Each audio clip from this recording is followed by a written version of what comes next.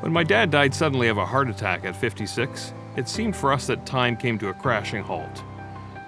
I was surprised by that. I hadn't expected that. I had experienced that with many other people, but I didn't experience the reality of it until my own family came to face it. And what we realized is that although the world around us seemed to keep spinning and people were busy doing what they were doing, for us, everything had to stop.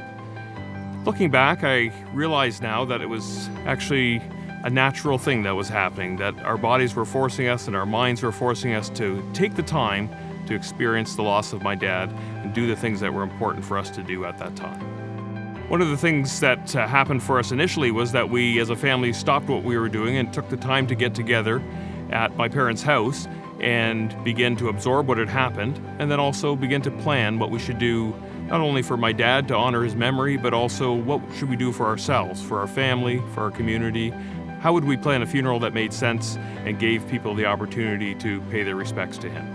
After we had planned the funeral as a family, then we also took the time to go through the funeral. So we took time first as a family to gather with aunts and uncles and cousins and share the reality of what had happened together, and for us as a family to say goodbye. And then we opened it up to a broader circle of friends and community, church people, people my dad had worked with, and we had hundreds of people come through and give us encouragement, but also share with us their loss and their experience of my dad's death. As a funeral director, this experience taught me personally that the first thing we need to do is stop and take time for a funeral.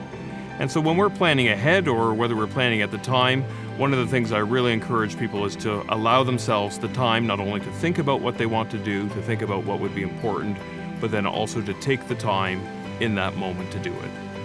Having that discussion together ahead of time can make all the difference.